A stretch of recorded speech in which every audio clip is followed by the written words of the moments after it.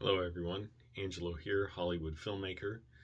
I'm up past my bedtime. It's like 8:30 at night, but I just saw a movie and I decided I don't like having to do my laundry early in the morning. Sundays normally I do it, but it kind of breaks up my exercise routine because I'll put in my clothes into the washer and the washing machines and the dryer. It's in the building, so it's like I have to go down, do that, come back. I got about 30 minutes, but then it's like, oh, if I'm working out or if I have to take a dump or something first, it's going to break up my workout even more because then I only have a few minutes of that time for the workout, and then the clothes are washed, and then I have to put them in the dryer. So I'm like, I just saw a movie. I'm just going to stay up late and just do the laundry tonight. And while it's going, I'll film a video, and then while the dryer is going, I'll just write or just watch some short films on Vidiverse, which Alex Proyas is curating. It's his website. I was just thinking about this today. I thought this would be funny. What is my advice for people in their 20s, especially like, younger, like early 20s or just turning 20, from a guy who's in his 30s? First of all, I really don't know much to say. Like, there's not really a lot I can say that's helpful other than, yes, keep your integrity, stay out of trouble, whatever that means. It's like different for everyone. You just find yourself in trouble sometimes. You don't even know how you got in it, or at least I have. And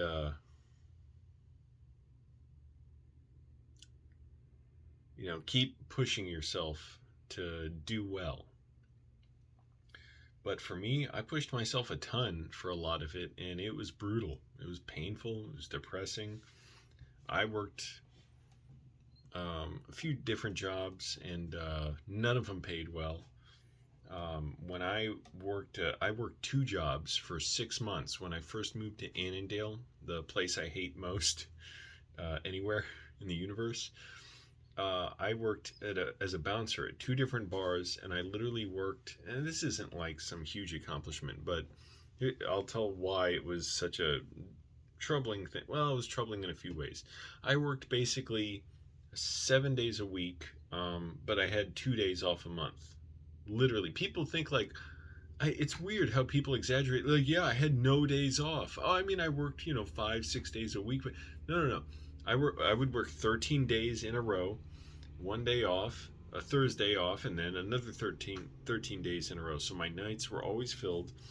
But what was troubling about that time for me, for one, I had recently come out of a massive disabling dissociative episode, depersonalization derealization disorder, which lasted 9 months, and it was horrifying. And I thought for sure I'd be disabled forever. I couldn't function. I gained weight. I lost my ability to sort of like sense my way around the world, like feel my emotions basically. And so I was like recovering in that way. I was incredibly lonely, feeling like, aside from all the trouble of the disorder, which I didn't know at the time, uh, like what it was. I know that's not correct grammar, but which I didn't know at the time. How should I finish that? Which I didn't know at the time. The explanation for the diagnosis of. So I don't. So it's like I just went through this nightmare, and I'm like, okay, I went through that, and all the stuff that compounded, and on top of that, the confusion that the Catholic Church caused me, a bunch of other troubles, just horrible depression, and just feeling lost, just feeling so lost. Like, does my life mean anything? Is everything just pointless? Like, why do anything? And then just feeling lonely and like a loser. Which finally, I just feel like at a certain point, I just had to turn that inside out and like show it to everybody. Like, here, I'm gonna plaster it over everything. I'm a loser. I'm a failure, and it's gonna be my an asset for me. It's actually gonna be what makes me money and what makes me succeed. It's just I'm a failure. I'm a loser and screw up. But so on top of I went through that. Thank goodness, yeah, I did. I was able to work two jobs, which I needed to do that to, one, pay my rent and also pay my car off. So that's another thing. Oh man, do not buy cars from dealerships. I paid $13,000 for a car. I could have used $13,000. So, and I way overpaid for that Honda Civic. Like, I could have bought a used car, but I was in a rush to buy a car. I had no idea how to check them. Now, everything you want to check is on YouTube. You want to see how to inspect a used car? When you go to buy it, look it up. Look up Scotty Kilmer. He's got multiple videos with the same tips on it because people keep needing them. Um, anyway, so I was working that job, and also for basically a year after I recovered from my dissociative disorder, I couldn't sleep more than like 3 or 4 hours a night. That was like torture. Man, I didn't know if I'd ever be able to sleep normally again. Finally, like a year afterwards, I was able to sleep a full night. No matter how tired I was, oh, that was painful. And so I was constantly falling asleep, like, or on the verge of falling asleep. I literally, one time, um, I fell asleep while walking through a door at a bar I worked at, and so I slumped forward, like, and then somebody was on the other side, and I normally would have seen them, except I fell asleep, and then the door hit me, not exactly in the face, but it just kind of, whatever, hit my hands or something. And driving home, man, I was dying. I remember there was one night in particular, I was like, I can't wait to get home. This will be the greatest night to get home ever. And it really was, to this day, in like 2014. Because driving home so many of those nights, I would literally like slap myself to stay awake while driving home. Or, yeah, like have to keep my eyes open like this because literally everything would go black in front of me with my eyes open because I would fall asleep. I'd be, slapping myself to stay awake. So the big thing, I don't know about a lot of the advice. It's like jobs. I had crappy jobs through most of. I applied for like over 100 jobs at one point when I was unemployed, and finally worked for a bank. I was a bank teller. But jobs, I don't know. Don't have advice about that. College, I dropped out, and I was in intense pain during all of college, and it was just not sustainable. And oh man, yeah, it was really difficult. So many different stages of my dissociative disorder, and then just disturbing intrusive thoughts, and horrible depression, and it's just horrible angst and grief. I mean, I really was devastated through a lot of it, and ultimately dropped out because I was like, I just can't even be a part of this. I don't want to. I didn't care. Um, so yeah, college I don't know about. Friends don't know about. I had friends. I was around people, but here's the thing: I was so lonely all the time. I couldn't really feel connected to anyone. I was constantly in pain and wanting to avoid the inevitable, which was going to a crappy job and being alone. And dating, no idea. Yeah, but few things I could say that things happened how they did. Like if it's actually good that I didn't. Nothing worked out in Virginia. That I was. It's good that I was a failure there because I wouldn't have ended up here in LA, which is a dream for me. But one thing I would have liked to have done: save money. Oh man, again, like, okay, not having money, it ended up being something I needed to do in a way, just for me, like to live in a car. Like I lived in a car for 2.5 years. I was homeless in part of my 30s, and it I it just made me more resilient, and got me so disciplined, and just made me able to withstand so much more that I couldn't tolerate before. So there's that. Save money. Do not finance stuff if you don't have to. Do not get credit card. Or you can get credit cards, but like they say, pay it off each month. Holy crap! By the time I was 35, I had over $20,000 in credit card debt, and it was horrible. And so I had these massive credit card payments and massive interest charges. Like I would have been paying like $500 a month for like over 10 years. And I was working at a warehouse making a little money. I had a temporary, like a few months paused on my credit card payments, but I was still being charged hundreds and hundreds of dollars in interest. And keep in mind, I've paid many thousands of dollars back on my credit cards over the years. So I'm paying so much, paid so much. I was managing to pay them while homeless just barely every month. It was so brutal. Barely paying my credit card bills every month while I was homeless. And I'm like, I have no clue how I will ever afford a place to live. And that's a whole other story. It did end up working out, but I ended up needing to pay a lawyer, like, I think it was $2,500 to help me file bankruptcy. And that took a lot of paperwork, doing in my car on my phone. Thank goodness the lawyer was cool about that, and me not having everything formatted right, but looking through all my old bank statements and stuff. And then you have to talk to what is it, a trustee of the court, to uh, give the okay to, like, show you have a legitimate bankruptcy case, that you're not committing bankruptcy fraud, which means, like, you just run up your credit cards with no intention of paying them back.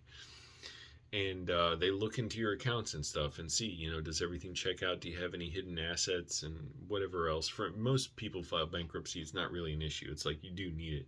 But, some people, whatever they deal with, it's like, oh, they have another home or something. How do they declare that? But most people are probably doing it, trying to be honest. It's just horribly complicated because of the laws that got passed around it, around like 15 or 17 years ago.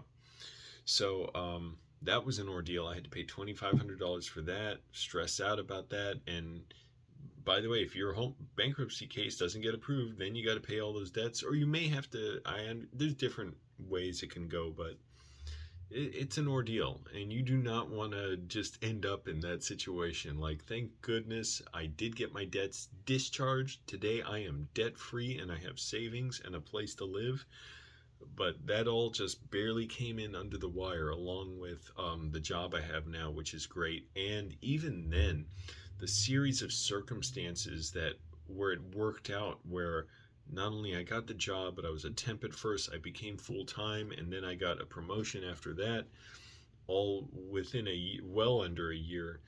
That helped me a ton, because there was, man, like I said, it's so many things that could have gone wrong, but that's a big one. Save money if you can. I understand people want to go out, do stuff, spend money. I spent so much money on nonsense. I still do, but save money, figure out way, be proactive about saving.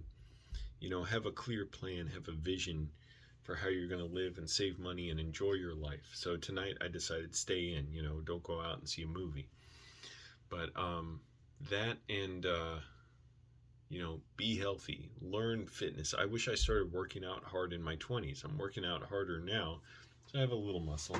Still not like a mature muscle, but I'm pushing myself to work out harder lately and just eat cleaner. And I gained weight, lost weight several times, and that, it wasn't like huge amounts, but it was like uncomfortable when I was too heavy. Part of that was I got heavy when I was disabled for 9 months. But physical health and mental health. Now, I know the big problem with all that is it's horribly expensive to take care of a lot of things, to have a therapist, but here's what works for me for a lot of things, to deal with a lot, which is get up early every day at the same time, work out, do a good workout, not distracted, looking over the TV and looking back, like, get into it hard, and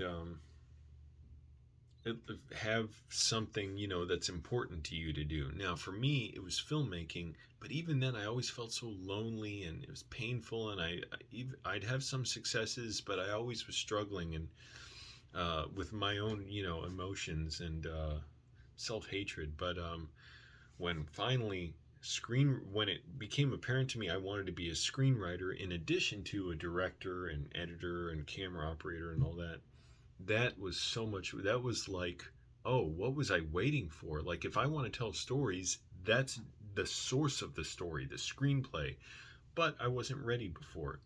Screenwriting now, no matter how bad my mood is, which it can get really bad sometimes, people disrespect me, or if I'm just frustrated about my life in general, or why am I inside, so not going out, not meeting people as much. If I start writing, it just lifts me up so much. I'm just so excited. I'm so happy.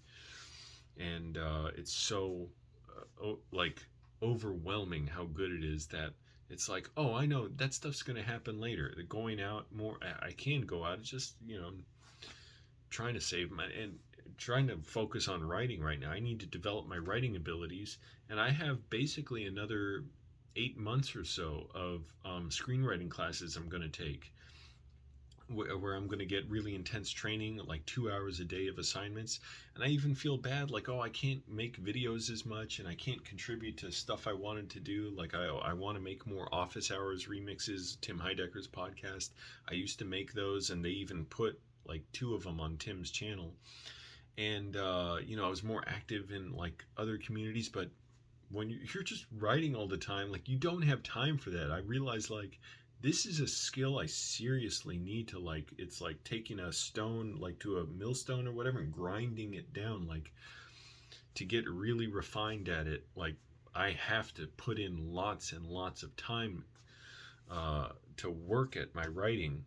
And so I can't take shortcuts with that. I can't be like, oh, I'll edit a video today or whatever. No, I have to do this, even though I feel kind of bad sometimes. It makes me feel like a loser in a way, like, oh, I'm not being a part of something else. But I realize this is, right now it's like all subterranean. It's underground. This skill I have, it's like nobody sees it right now. I'm still developing it. It's not really all a skill yet, but eventually it'll surface and it'll just change everything.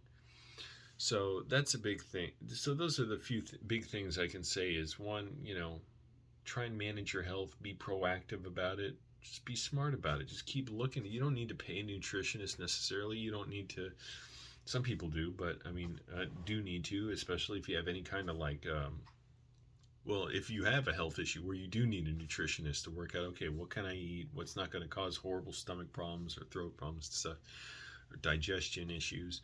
But, I mean, for a lot of people, this is stuff you can be proactive about, and you'll feel so much better about it. Get up early, have, discipline. That's the big one that I lacked, is I would get up whenever I was constantly miserable, and I would work out, but they weren't very hard workouts. I would, just be unfocused, undisciplined. And I was around people a lot, and, could have fun and do stuff, whatever. But I was always like empty and in pain. No, that's not true. I wasn't always empty, but I was always struggling to figure out, what can I do to just like, to have something that's more meaningful to me. So I'm not feeling so like in pain and, self-loathing all the time, just hating myself so much. I always struggle with that. Even with the writing, that's great. Yeah, it can be great, but if my mind gets switched in a different direction, my mood will drop in an instant. Fortunately, like I said, writing is always there. Even today, I was like, oh fuck, I didn't sleep well last night. I was so mad about something really minor. I was like, oh fuck, I'm getting frustrated, and I'm like, okay, just focused on writing today, and felt so good. Watched a movie. Wasn't even the greatest movie, but it was really inspiring in a lot of ways for me as a screenwriter and director, thinking it's so beautiful, so many things about it, even if I felt the story was kind of messy, kind of sloppy, but also there were things that were just spectacular about it, and trying to learn from that. So my big lessons are just save money, be healthy, push yourself with your discipline. That's why I get up at 3:45 every day. I'll get up tomorrow at 3:45, even though I'm going to sleep late. Exercise hard, restrict your diet, not to the point of an eating disorder. I'm just saying, once for me, I start restricting and understand, okay, how much I should eat in each meal. Not a real strict understanding, like I'm not counting calories or anything, but I'm like, oh, I know, like, I don't need to eat this snack, or I don't need, just because I have money, I don't need to go buy donuts or something. Like, I'll be fine. I'll be more than fine. I will be so glad just eating healthy, being a little hungry, and I can think so much more clearly doing that. Obviously, I'm not, as thin as I want to be. I still want to lose another 20 pounds, but getting there. And again, don't buy a car from a dealer if you can help it. buy a used car, have a mechanic come check out the car with you, like an independent mechanic, a mobile mechanic. They're all over Craigslist. Don't run up your credit cards. And everything else, I don't know about. Dating, I don't know. Yeah, I did it in my 20s and, had whatever. I don't even remember much of it. But whatever. People got to go find out that for themselves and do it. Just, be respectful of people and stuff. And again, jobs, no clue. I don't know what to say about jobs. How to get good jobs, how to get good resumes.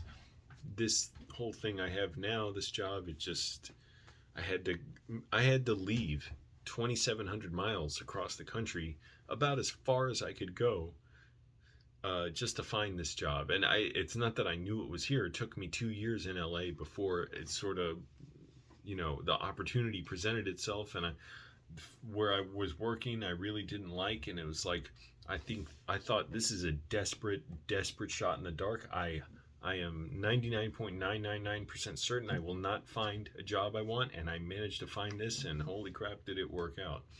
And that taught me to take those chances that seem absurd. When I'm writing and I think, this idea, it seems strong, but I don't know how I could actually carry it out. I don't know how I could implement it or execute it for the story, but it would be powerful. I just don't know how I'll connect it to everything else and write it.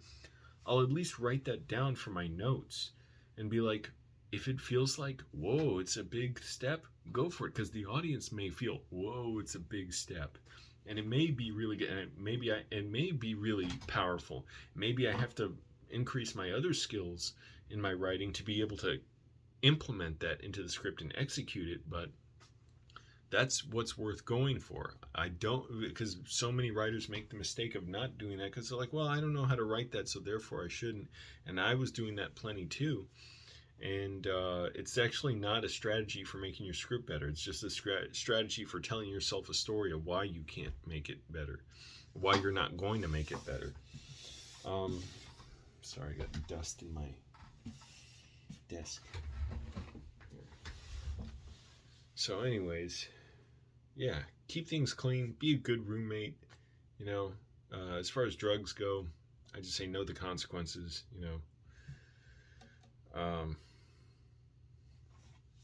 Be careful with all that. It's good to have your life in order. Don't run to substances or drugs because things are bad, which I realize is the allure of them in so many ways. But try and have things good. So if you're going to partake in anything like that, first of all, again, know the consequences. Be aware. Be educated. Not saying do anything illegal on this channel, but in a lot of states, like marijuana is legal, and certain, you can buy it and whatever, and certain uses, certain places. So know the consequences. And if possible, I'm not preaching to anybody, if possible, try and be in a good place when you're doing them. Meaning like a good place in your life. Things are going well, you're happy, you just want to relax a little bit and have fun. Try not to make yourself dependent on it.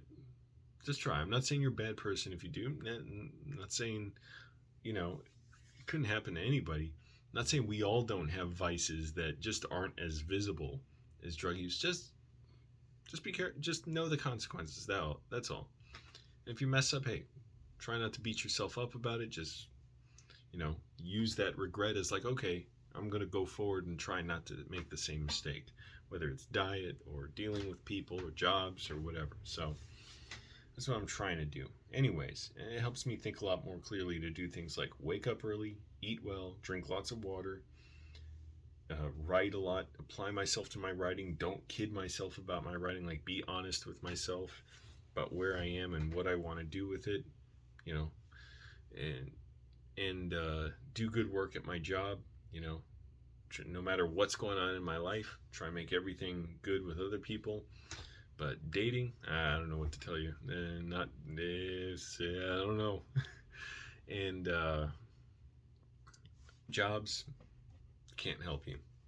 It took me basically 36 years to find, well, I won't count my teenage years, right, and my childhood years to find a job. I wasn't looking for a job then, But it took me a long time since I started working, basically like 17 years, to find a good job finally for me. And if I had that job earlier, I wouldn't have liked it, because the job is very challenging to learn that I have now. I'm like a film librarian, sort of a film archivist.